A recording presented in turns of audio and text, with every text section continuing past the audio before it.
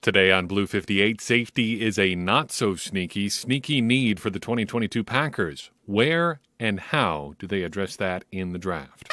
Blue 58! Hello and welcome to another episode of Blue 58, the one and only podcast of thepowersweep.com. I'm your host, John Meerdink. Very happy to be with you here for another episode. Before we dive into safeties and today's Packers news, they've added a wide receiver.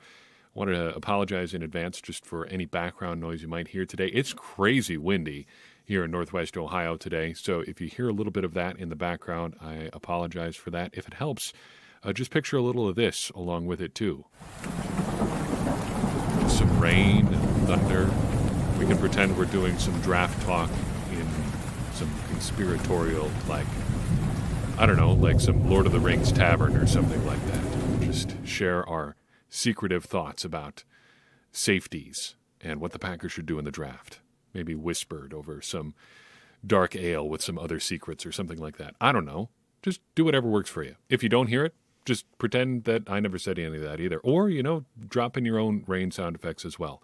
You can listen to Blue 58 however you like. I hear some people like to listen to it at 1.5 speed or even double speed. That is up to you.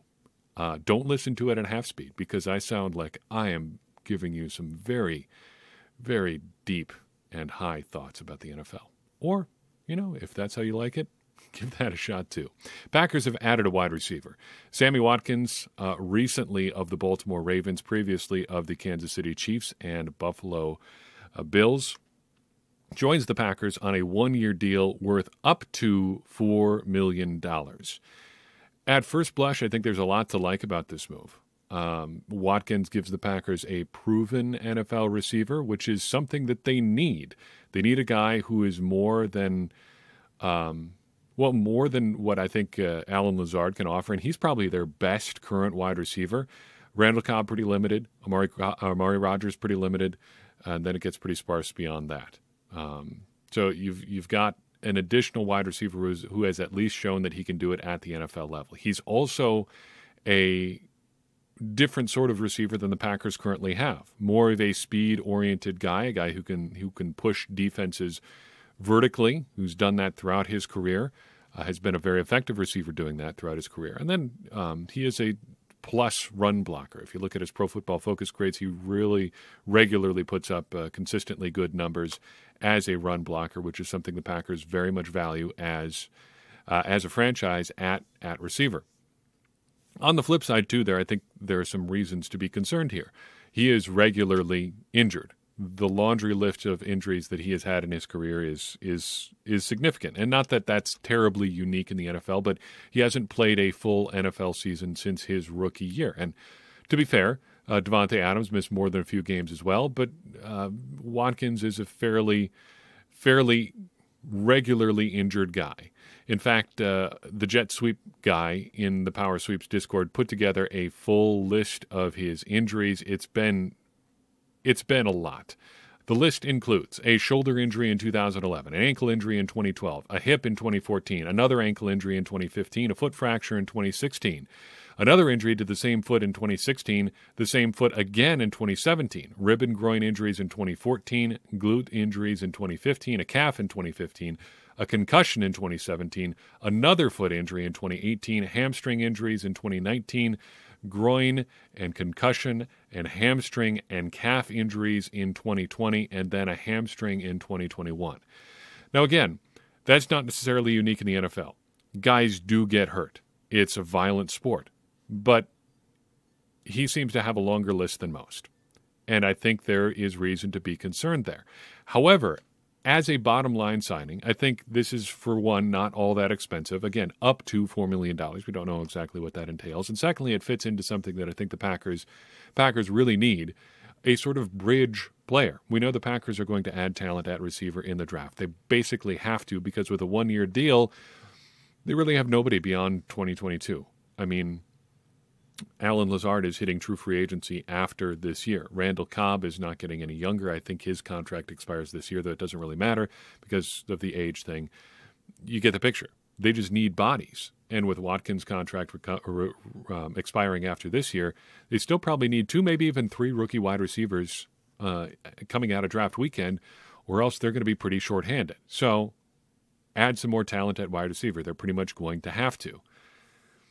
Bottom line, though, it's going to be pretty inexpensive, and he does supply a bridge player, getting the Packers through 2022 with some actual experience before those rookies take over more full-time in 2023 and maybe even late in 2022.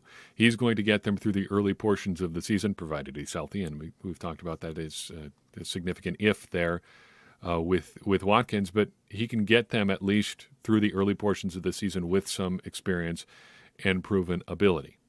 Now, for something completely different. The Packers probably need some help at safety. Third safety was a bit of a bugaboo for the Packers defense the last couple of years.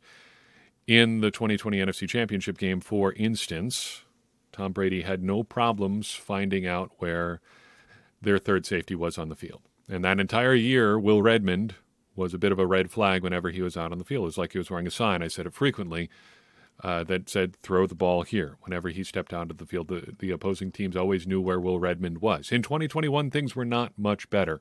Vernon Scott couldn't get on the field, and Henry Black, whenever he was on the field, kind of had the same sort of Will Redmond issue. Everybody wanted to look his direction and find out where he was. So the Packers need a third safety, but what should that third safety look like?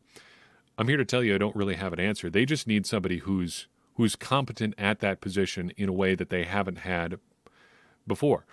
On top of that, I think it would behoove the Packers to set up something of a soft position battle here in the near future between Darnell Savage and somebody else. I think it would be good for the Packers to go ahead and add more talent there regardless. They should probably pick up Darnell Savage 50-year option anyway, just so they have a guy with that sort of physical profile around, and it's not going to be all that expensive. Might as well keep him around. But you want somebody to see if they can either push Savage to another level or just take over for him if he can't push it to another. Or maybe take over for Adrian Amos, who's not getting any younger either. So, what do the Packers need? For starters, they need a guy who's going to be comfortable playing a deep safety sort of role. The Packers have rotated Savage and Amos at that spot. They need a guy who can cover deep. They also need a guy who can probably cover the slot at some point and in some form. It's not exactly clear how the Packers are going to handle that slot defender position, but safety is going to be a part of that picture. They also need a guy who should be fairly comfortable coming down and filling in the run game. That is a key part of Joe Barry's scheme. They need safeties who are going to fill hard against the run. Not necessarily playing in the box, not necessarily filling that de facto linebacker role that Mike Pettin liked to do, but a guy who's going to come downhill and hit hard and be a secure tackler against the run. That's a big concern with Darnell Savage. That's a reason that there, I think, are some long-term concerns with him, among other things. But the Packers need guys who can play hard and fill hard against the run. So how do we find guys like that? Well, the run defense stuff is a little bit tough to pin down. So we're going to stick with methodology similar to what we did with corners, and that's broadly what we did in 2021 as well. To narrow our pool, we're just talking about guys who have a relative athletic score of 8 or better. But we're also looking at guys who have a coverage grade from Pro Football Focus in their final season of 70 or better and who produce 20 or more ball hawks. Again, ball hawks, the combined stat of sacks, interceptions, passes defensed, and fumble forced. Pretty hard and fast on ball hawks being a big deal with safeties because you want guys that are making plays on the ball. If you're going to be moving all over the field in college, you should be able to be making plays on the ball pretty regularly. And if you're below that as a college athlete, I'm not going to have a lot of sympathy for you. You should be making plays on the ball fairly regularly.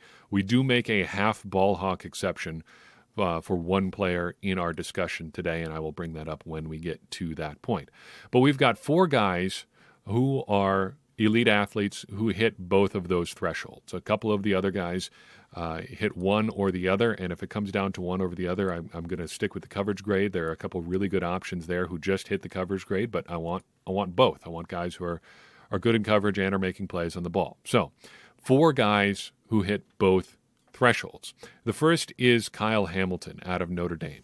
6 feet 4 inches tall, 220 pounds, a relative athletic score of 9.33, and a coverage grade of 80.8 to go with 24 ball hawks in his college career. We don't have to spend a whole lot of time on him because there is no chance he is going to be available for the Packers to pick unless they want to trade up very high in the draft, which they're probably not going to do. They're certainly not going to do it to get a safety. But if they were, what they would get is a legit unicorn player. I haven't seen a defensive back with those sorts of physical attributes who is as good in coverage and making plays on the ball as Hamilton pretty much ever. Sometimes you do see big safeties, but they're pretty much just hitters. Sometimes you see athletic safeties, we see them a lot, but they're pretty much just coverage guys. It is incredibly rare to see a guy with these kind of physical attributes, and I really can't recall seeing as many players, or many players really, with a scouting report as clean as this one. But what do you do with him? I don't know. But I think he's the sort of guy where you take him, probably take him high, and try to figure it out. Hopefully your defensive coordinator is talented and inventive and can figure out ways to use him to the maximum because you've probably got a all-pro caliber talent there. Whether or not he reaches that ceiling is kind of on you. And him, of course. He's got to play well. But he's got the talent to get there. If you're talking about things you don't like with Hamilton, I don't know if there really is anything, but I think this is as good an opportunity to bring this up as any, because it kind of applies to a lot of different draft picks. I wonder if Hamilton is the sort of guy who is going to suffer from the curse of greatness. Guys that are just so talented, so amazing, that they can never really reach their potential because the expectations are just so high. In the NFL or in the NBA, a guy like Shaquille O'Neal comes up in this sort of discussion a lot. In the playoffs, especially with the Lakers, he was close to untouchable. He was close to an unstoppable force. Look up his stats sometime if you've got some spare time. They're mind-boggling, like regular 40 and 20 games. But there is a sizable portion of the basketball fandom that wants him to have been better. Like more consistently great. Not just turn it on for the playoffs, but dominating every game. Night in and night out. No matter how good he was, people always wanted him to be better. In the NFL, well, let's just look at Packers connections. Julius Peppers. Charles Woodson. Hall of Fame careers, obviously. But people worry or hem and haw about how good they should be. How many sacks should Julius Peppers have had? People, lamented the fact that he may have taken plays off or maybe may have selectively turned it on. Maybe that's true. But people seem to only feel that way because of the physical gifts that he had. And I wonder if Kyle Hamilton is going to fall into that kind of trap, just the trap of other people's expectations. Last year, a guy like Kyle Pitts was in that sort of discussion. No matter how good he was as a rookie, it was almost impossible for him to have been as good as people wanted him to be. And whether his career ends up being what people hope it can be or not is almost beside the point because the expectations are almost too high to begin with. I don't know how he reaches that point. Hamilton may end up in that kind of category too. But, all that being said, I'm going to go ahead and throw some of those expectations on him because if he were to end up in Green Bay, the guy that he would remind me of is like a supersized Charles Woodson, just a playmaker in the secondary. What is his position? It doesn't really matter. He's just going to go around and make plays on the ball. He'll cover who you need him to cover.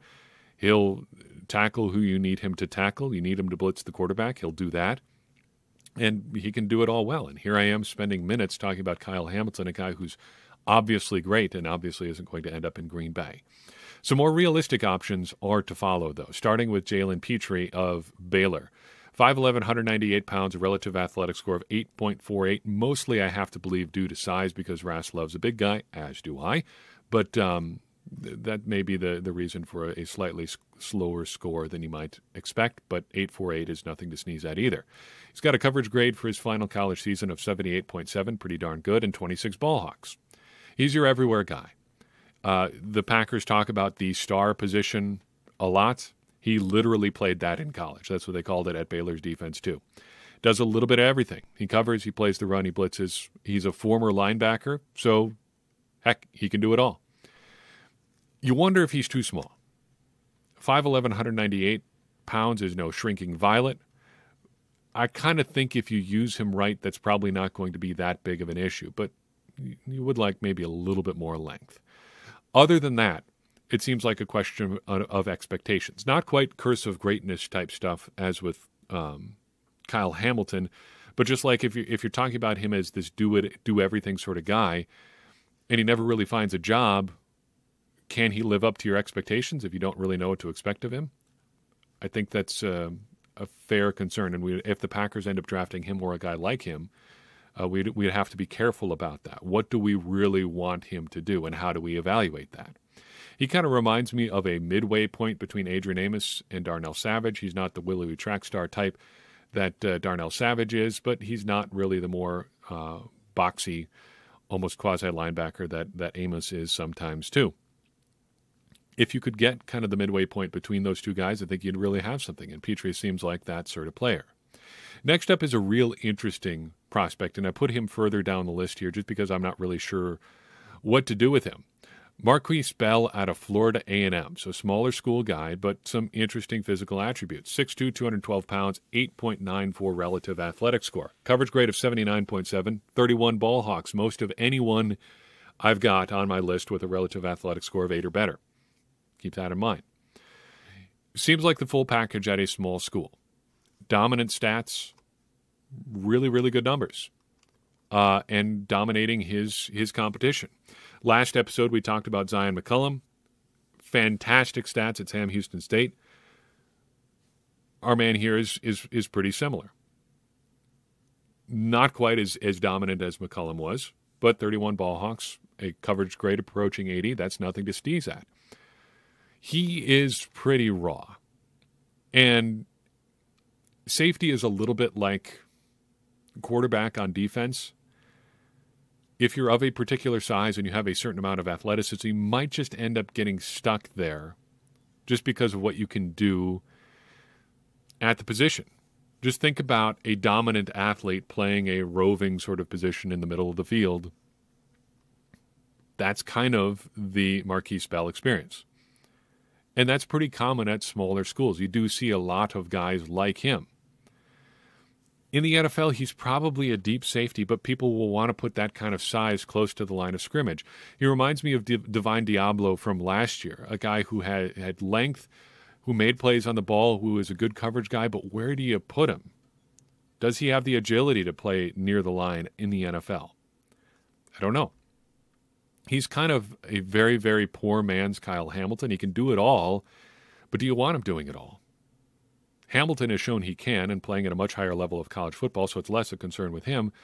But what do you do with Bell? I don't know. Maybe he's a poor man's Aaron Rouse in Green Bay. Big size guy, probably a special teamer, and that's something the Packers could certainly use. But what do you do? I don't really know what you do with him. Maybe he's a priority free agent type. I don't know. Interesting prospect, though. Finally, Daxton Hill, and I put him last because we've got to make a small exception for him. 6 feet tall, 191 pounds, a relative athletic score of 906, bolstered by a 4.38 40-yard dash. Pretty darn good there. Coverage grade of 73.8 and 19.5 ball hawks, so we rounded him up to get him to our threshold just because I think he is going to be of interest to the Packers. You got to like a guy like Hill. A pretty well-rounded guy who put up pretty good numbers at a program that's more about responsibility than playmaking. Recall how Rashawn Gary's numbers shook out at Michigan. They didn't really care about getting him to rush the passer. They just wanted him to be a good contributor for their defense as a whole, and he certainly did that. Hill seems like he's kind of in the same sort of deal. Not necessarily focused on him making plays for the defense, though he did have a couple of the noteworthy statistical performances, which we'll talk about here in a second, actually. But just did a lot of good things for the Wolverines and is going to probably end up being drafted fairly high as a result. He seems more of a safety on the safety linebacker spectrum than Jalen Pitre. Pitre, a former linebacker himself. Hill more the coverage guy. It depends what you want. And I think if the Packers had both on the board and were interested in taking a guy like that, it would be an interesting discussion to see what they value there. If I have reservations about Hill, it's that he seems to be good at a lot of things, but not necessarily great at anything. Like I said, he was borderline on ball hawks, pretty close to borderline on coverage stuff too. He led the team in passes defensed and interceptions his final year at Michigan, but it's not like he had outstanding numbers in either one. Just 11 ball hawks his final year, or just 11 passes defensed, his final year, and just 2 interceptions. Not really eye-popping numbers, so saying he led the team in those numbers doesn't really do a whole lot for me. He does kind of remind me of a Micah Hyde type, but with more elite speed. He can do all of the coverage things that you need him to do. He can line up pretty much wherever you need him to. He just might have some shortcomings in other areas. Size may be an issue with him as well as it was with Petrie, but it's going to depend what you want him to do. Really good option, I feel, as is Petrie. If they took either of them in the first 2 rounds, I would not be at all surprised. I would prefer second round for both of them, honestly. But really some solid options there. And really quite a few good options throughout this class as well. You've got a couple guys who didn't make the cut in terms of the ball hawks figure, but I think are worth mentioning for their great coverage grade. In fact, 3 of them I should at least mention. I think we'd be remiss if we didn't talk about Jaquan Brisker, Dane Belton, or Lewis Sine. Brisker out of Penn State, good size, 6'1", 199, relative athletic score of 914. More of a coverage guy than an in-the-box guy. 5 picks, 14 passes defensed in his college career. 89.5 coverage grade his last year at Penn State. Pretty darn good there. Dane Belton of Iowa, 6'1", 205, 942 relative athletic score. 82.3 coverage grade. Again, really good numbers there.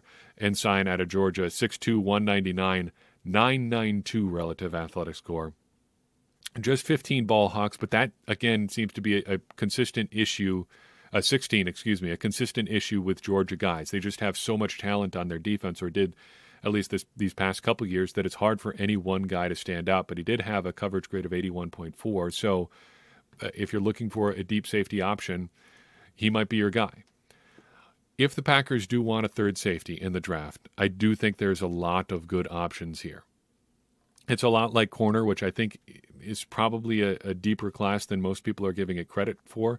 It's not as deep, neither this or corner, safety or corner. It's not as deep as edge or receiver, but still some good options here. And the Packers should be able to meet their needs in the draft this year as a result. I feel pretty confident. And I feel like there are some really good guys out there. Even, heck, if they're looking for special teams contributor, there should be enough athletes out there that they can find somebody who can make it work. In the meantime, that's all I've got for you in this episode. I appreciate you listening in. I would appreciate it just as much if you would take a second and share this episode with someone you think would enjoy it. It's going to help more people find the show, and it's going to get more people involved in this conversation that you and I are having about the Green Bay Packers, which, in turn, is going to help all of us, me included, become smarter Packers fans. And as I always say, smarter Packers fans are better Packers fans, and better Packers fans are what we all want to be. I'm your host, John Meerdink. We will see you next time